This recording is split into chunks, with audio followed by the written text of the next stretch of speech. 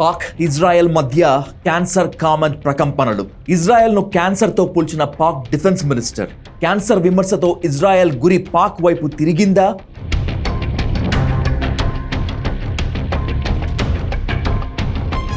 Middle east యుద్ధ సంక్షోభం వేళ పాకిస్తాన్ రక్షణ మంత్రి చేసిన అత్యంత వివాదాస్పద ట్వీటే ఇది. లెబనాన్ దాడుల విషయంలో ఇజ్రాయెల్పై అభ్యంతరకర వ్యాఖ్యలు చేశాడు. ఇజ్రాయెల్ అనే దేశం క్యాన్సర్ లాంటిదని, ప్రపంచానికి పట్టిన శాపం అన్న రీతిలో నోరు పారేసుకున్నాడు. తమ దేశంలో శాంతి చర్చలు జరుగుతున్నప్పటికీ లెబనాన్లో ఇజ్రాయెల్ అమాయకులను చంపుతోంది అని ఆరోపించాడు.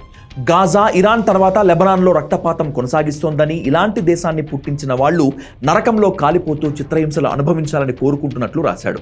సోషల్ మీడియాలో ఆసిఫ్ చేసిన ఈ తీవ్ర వ్యాఖ్యలు మిడిల్ ఈస్ట్ యుద్ధ సంక్షోభాన్ని విధ్వంసక మలుపు తిరిగేలా చేసింది. పాకిస్తాన్ డిఫెన్స్ మినిస్టర్ ఈ రేంజ్లో రెచ్చిపోయిన తర్వాత ఇజ్రాయెల్ సీన్లోకి వచ్చింది. ఉగ్రదేశంపై ఓ రేంజ్లో విరుచుకుపడింది.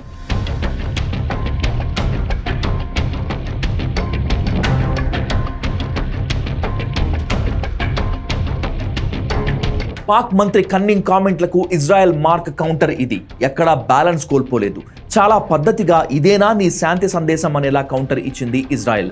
ఆసిఫ్ వ్యాఖ్యలపై ట్వీట్ చేసిన ఇజ్రాయెల్ ప్రధానమంత్రి బెంజమిన్ నెతన్యాహు కార్యాలయం ఇజ్రాయెల్ నాశనం కోరుకుంటున్న పాకిస్తాన్ మంత్రి వ్యాఖ్యలు అసహ్యకరంగా ఉన్నాయని పేర్కొంది. ఏ దేశమూ ఇలాంటి వ్యాఖ్యలను స్వాగతించబోదని, పైగా శాంతి చర్చల్లో మధ్యవర్తిగా వ్యవహరిస్తున్న దేశం నుంచి ఇలాంటివి ఊహించలేమంటూ కౌంటర్ ఇచ్చింది. ఇజ్రాయెల్ విదేశాంగ శాఖ మంత్రి గిడియోన్ సర్ కూడా పాక్ నాయకత్వాన్ని తీవ్రంగా తప్పుపట్టారు. ఇజ్రాయెల్ను క్యాన్సర్ జబ్బుతో పోల్చడం అంటే ఒక దేశ నాశనాన్ని కోరుకోవటమేనని, ఇలాంటి వ్యాఖ్యలు ఏమాత్రం మంచివి కావని అన్నారు. ఇరు దేశాల ఈ కౌంటర్లే ఇప్పుడు పశ్చిమాసియాలో ప్రకంపనలు పుట్టిస్తున్నాయి. ఇరాన్ అమెరికా యుద్ధంలో చైనాతో పాటు పాకిస్తాన్ మధ్యవర్తిత్వం వహించడం ప్రపంచాన్ని ఆశ్చర్యపరిచింది. కానీ ఈ వ్యవహారంలో పాక్ పాత్ర ఏమీ ఉండకపోవచ్చని, అసలు ఆ దేశాన్ని నమ్మటానికే వీల్లేదని భారత్లోని ఇజ్రాయెల్ రాయబారి వ్యాఖ్యానించారు.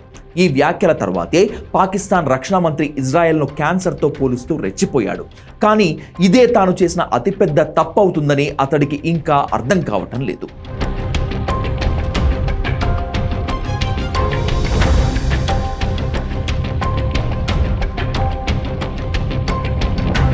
ఇదిలా ఉంటే ఇజ్రాయెల్ను క్యాన్సర్తో పోల్చడంపై తీవ్ర విమర్శలు వ్యక్తమవుతున్నాయి. పాక్ రక్షణ మంత్రి ఇజ్రాయెల్ను విమర్శించే ముందు తమ దేశ చరిత్రను ఒక్కసారి చూసుకోవాలని విశ్లేషకులు హితబోధ చేస్తున్నారు. లష్కరే తోయిబా, జైషే మహమ్మద్ వంటి డజన్ల కొద్దీ ఉగ్రవాద సంస్థలను పెంచి పోషిస్తూ పొరుగు దేశాలైన భారత్, ఆఫ్ఘనిస్తాన్లో అశాంతిని రేపుతున్న పాకిస్తానే ప్రపంచానికి అసలైన క్యాన్సర్ అని, ప్రపంచంలో ఇది ఎవరిని అడిగినా చెప్తారని గుర్తు చేస్తున్నారు.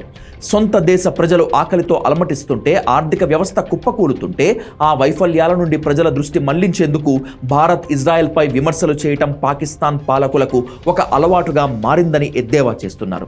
ఇలాంటి బాధ్యతారాహితమైన వ్యాఖ్యల వల్ల పాకిస్తాన్ అంతర్జాతీయ వేదికలపై మరింత ఏకాకి అవుతుందని విదేశాంగ నిపుణులు హెచ్చరిస్తున్నారు. క్యాన్సర్ అని ఇతరులను వేలెత్తి చూపించే ముందు తన దేశాన్ని పట్టి పీడిస్తున్న ఉగ్రవాదం అనే క్యాన్సర్కు చికిత్స చేసుకోవటం పాక్కు శ్రేయస్కరం అంటున్నారు.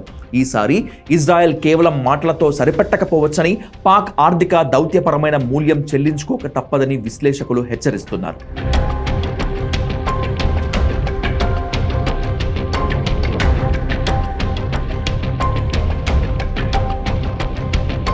నిజానికి ఇజ్రాయెల్, పాకిస్తాన్ మధ్య ఏనాడు అధికారిక సంబంధాలు లేవు. పైగా ఉగ్రవాదం విషయంలో పాక్ పై ముందు నుంచి ఇజ్రాయెల్ గురి ఉంది.